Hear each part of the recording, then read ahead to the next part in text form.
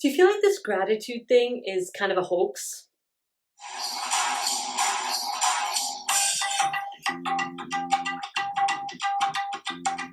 Hi there, and welcome back to Ask Dr. Saira, the show where I answer your questions about personal growth and mental health, spirituality, and relationships. So today's question comes from Shafina. Shafina says, how is gratitude connected to real life? There's some things we just can't be grateful for, no matter how you spin it. How is gratitude connected to real life? There's some things we just can't be grateful for, no matter how you spin it. Yes, I hear you. That feels very true. Um, there's some things you're like, how am I ever going to be grateful for that bad thing that happened to me, or that disturbing person that's in my life, or that tragedy that I experienced? How are you supposed to be grateful for that? So in answering this question, I want to talk about three things. So I want to talk about spiritual bypass. I want to talk about looking for lessons, and I want to talk about timing. Okay, so let's start with spiritual bypass. There's this thing that happens sometimes for those of us on a journey of personal exploration, personal growth, spiritual awakening, where instead of going into difficult feelings, right, instead of addressing kind of those more gloomy, more intense, more uncomfortable feelings, we say, "Oh, I forgive everyone, and I'm grateful, and da, da, da, and I'm fine, I'm fine." So you kind of pop into those spiritual principles without actually giving weight or importance or time to some of those other heavier feelings. Now, what happens then is that you don't actually ever deal with it, right?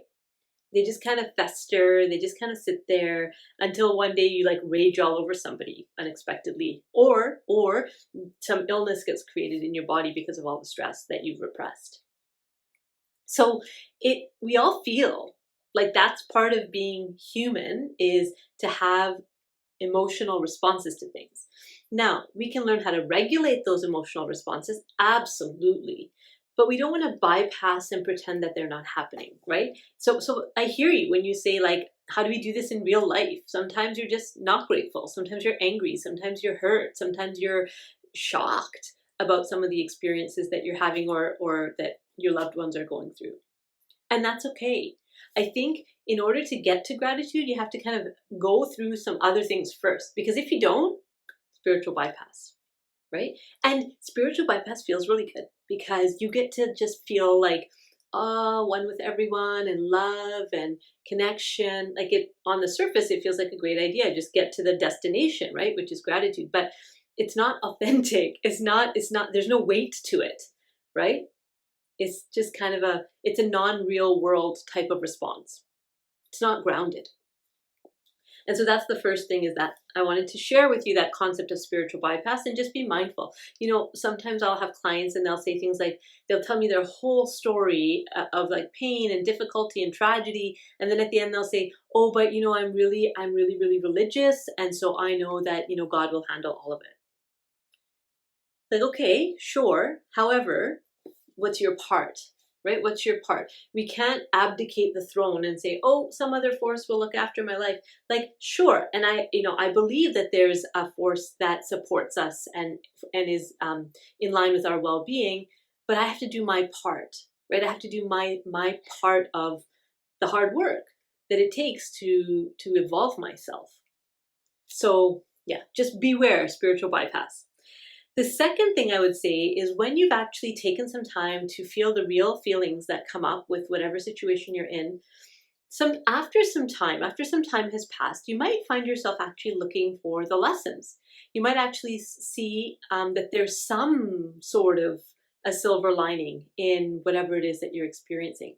Now, if you try to do that too soon, it can feel trite, and it can feel unsupportive. So often this will happen, right, when our friends come to us, or family members, and they're sharing something difficult.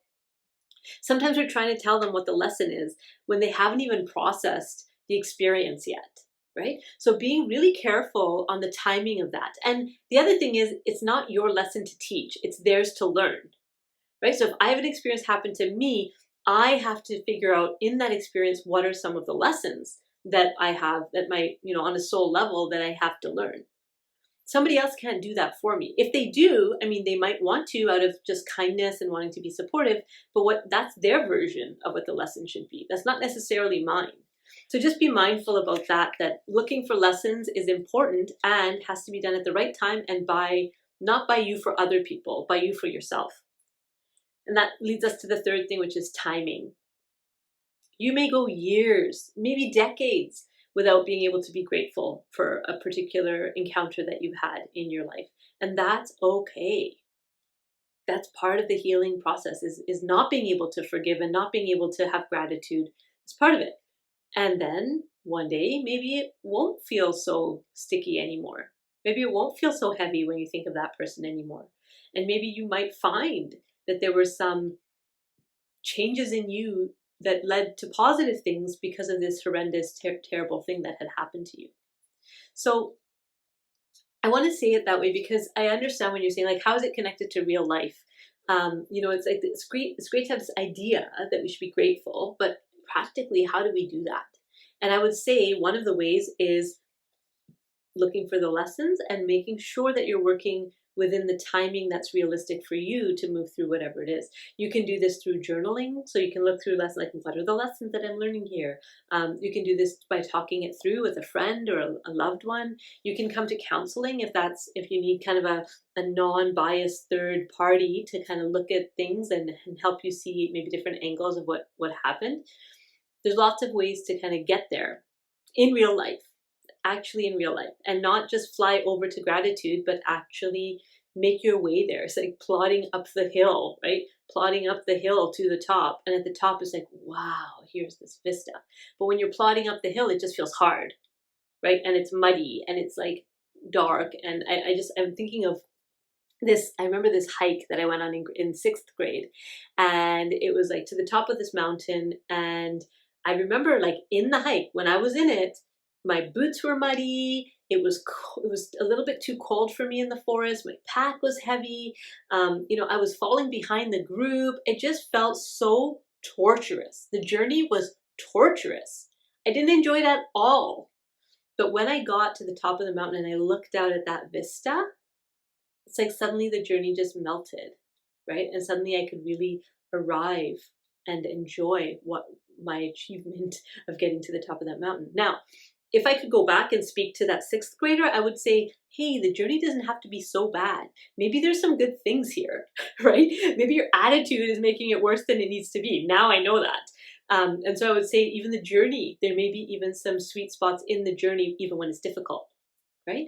But the key is to not lie to yourself or other people about what's really going on as you heal, as you go through your healing process. Doesn't mean you have to broadcast it to the world, but be honest. Be honest. If you're not able to see the lessons yet, that's okay. If you're not feeling grateful about it, totally fine. And with the open door for the future that maybe one day you will. That's what I would invite you to do. So those are my thoughts about your question. Thank you so much for your question, Shafina, and we'll see you next time on Ask Dr. Saira. Bye.